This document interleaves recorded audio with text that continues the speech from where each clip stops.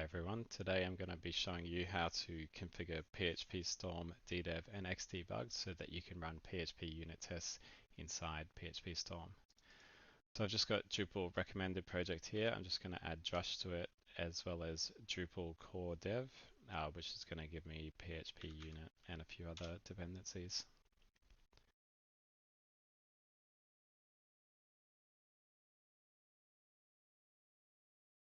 So once that's done, I'll just run ddev config. Just stick to the default. So the project name, which is Drupal, we'll have to refer back to that later. You can run ddev start. It's going to spin up all of the Docker containers. Once that's done, we can run ddev xdebug on to enable the xdebug extension and configure it. So that should give us a Docker compose full YAML file. And I'm just going to copy the absolute path to this file because we're going to put it into our settings here. So jump to the PHP settings. Let's remove that one I created earlier.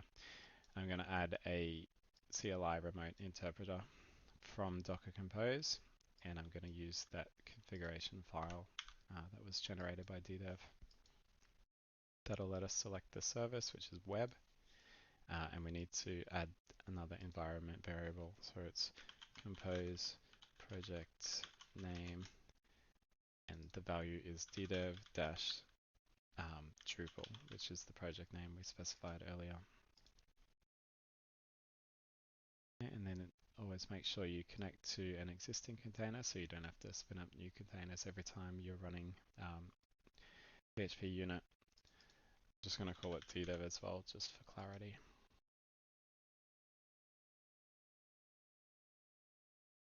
Okay, so then if we jump down to the debug section, I'm going to leave this as the default and hit this validate button. It's not going to let me while it's still thinking, so we'll come back to that. So we need to add a server. The host name here should match the URL to your ddev site, and specify the path mappings. This is the path on your local machine, which needs to map to this directory on the Docker container.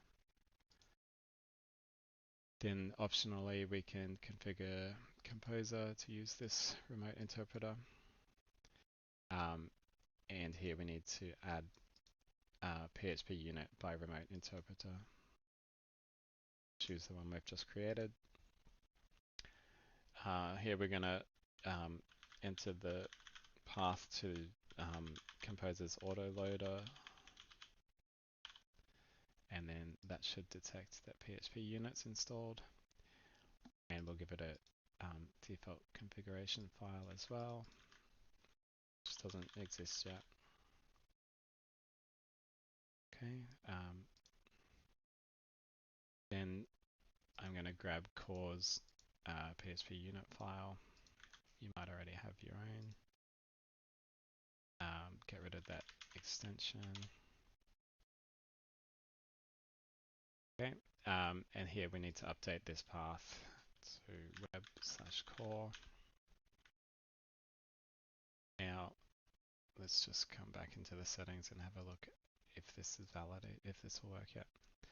So we're going to create a script under the web root and see if we can find it. Great, xdebug's working, so we can close that. Now let's try and run a test. So if we jump into the node module, for example, tests, a breakpoint right here, and hit debug, and that should hopefully work. There we go. So we can debug this test, play, turn breakpoint, let it play out.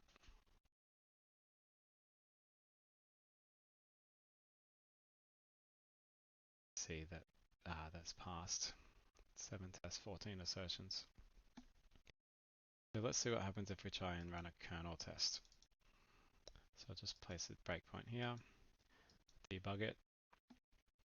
Okay, and we've kind of been shown this white screen, but we saw a glimpse of red. So if we have a look at this debugger, we can see cannot find file, standard input code. So basically kernel tests run in a separate process. So you have the PHPUnit test running here, but it actually spawns this new process for the kernel test. And we just need to tell it to continue. To avoid having to do that every time, we can basically just uncheck this force break at first line when no path mapping specified, as long as we've made sure that we've mapped our path already here.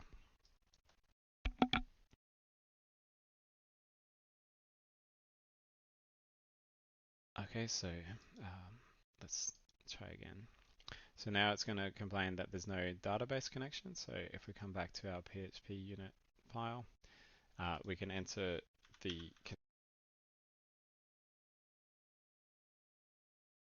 sorry, my headset just turned off. The connection string to the ddev database, which I believe is something like that. Let's try that again.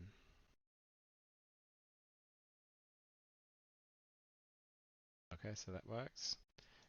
But what we can also do is use SQLite, which is going to be a bit faster.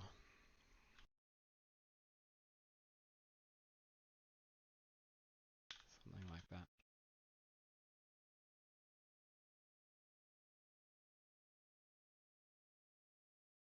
Okay, so that test is running, but xdebug's not actually breaking. So the reason for that is that we actually need to, because it's running in a separate process, we actually need to give it another environment variable. It should be set automatically, but it doesn't carry through from the main process to the sub process. So what we can do is provide an additional Docker Compose file. So I've prepared one already. So you just place it in this directory, and I'm just passing this PHP IDE config to the web service. And this server name here has to match what you've got set here.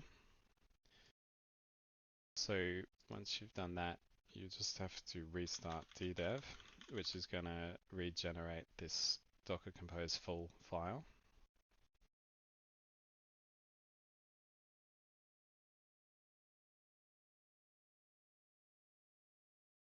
And once again, we need to make sure xdebug's enabled. And let's come back to our kernel test. Let's try that. Okay, there we are. So it's now breaking inside the sub-process, the standard input code here. This is the main process. So we can do our debugging and let it play out. And then it's going to finish up in the main process here. Our test has passed. So the next thing we might want to do is run a functional test.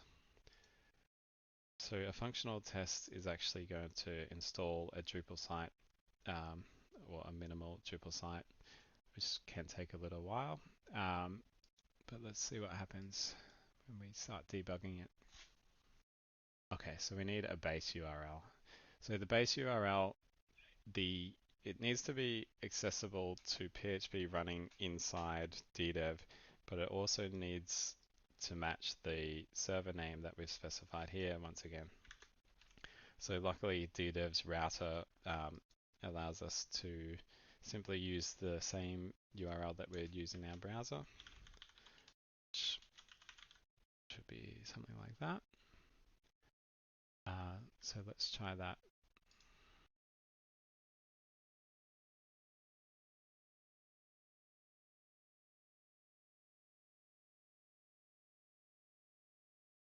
Okay, so that has paused execution. We can debug it, which is great. But what we also might want to do is debug the actual Drupal site. So right here, we're debugging the unit test, or the functional test rather. But let's say we want to debug the Drupal site. Let's put a breakpoint in here, and let's play and see if it reaches it.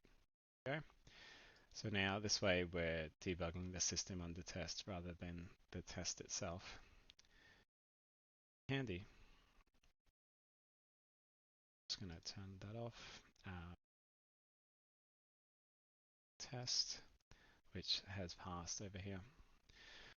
So then the next thing after functional tests is functional JavaScript tests. So for this, we need a WebDriver or Chrome driver. So in ddev, we're going to have to provide an additional service again. So once again, I've got another Docker Compose file that I can add. We'll stick this in here. It's the wrong spot here. So basically, we're just pulling this Drupal CI Chrome driver image. We're going to expose it with the ddev router, and the host name for it is going to be Chrome driver. So again, we need to restart ddev.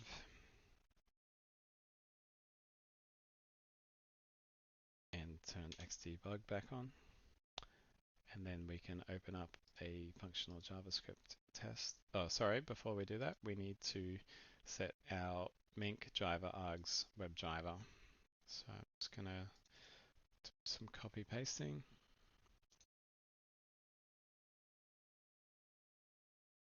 So here you can see this Chrome driver. It is the new service that we've created. Save that and let's see what happens.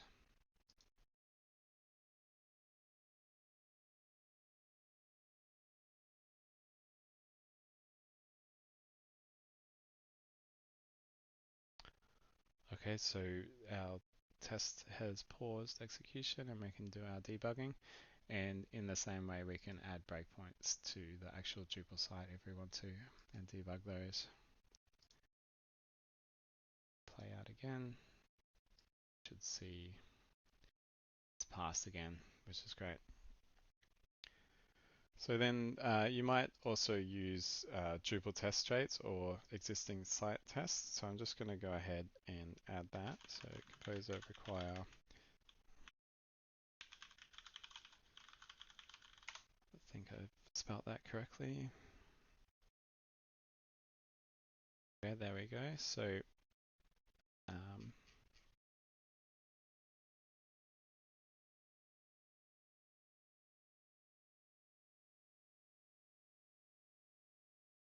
so they have a PHPUnit example, so we can grab this separate bootstrap script. That here. And some other examples which I'm going to pull from another file.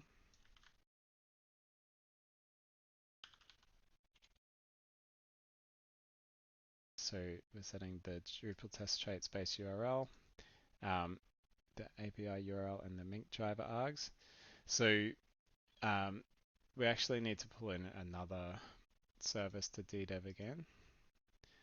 This time this is headless Chrome, which is different to Chrome driver. It's pulling from previous next/Chrome headless, exposing it on the router again, and the service name is going to be Chrome. So that's what you see here on port 922. And once again, we'll restart ddev and re-enable xdebug.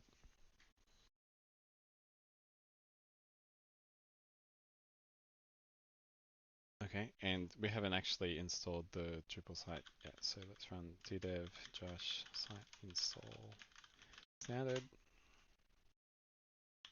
Yep.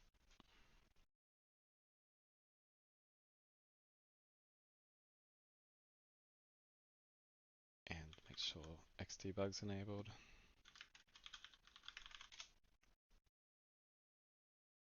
Let's have a look again inside Drupal test traits. There's some example tests, so let's just do this Selenium 2D driver test. Let's see what happens. Awesome, that's breaking straight away.